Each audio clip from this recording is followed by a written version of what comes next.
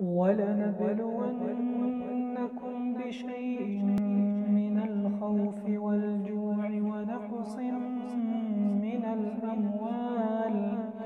ونقص من الأموال والأنفس والثمرات وبشر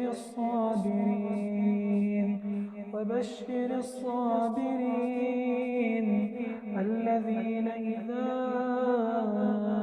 أصابتهم مصيبة قالوا إنا لله وإنا إليه راجعون.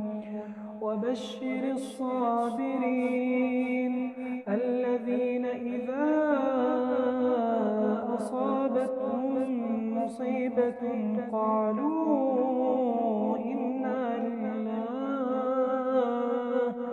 وإنا إليه راجعون. أولئك عليهم صلوات من ربهم ورحمة وأولئك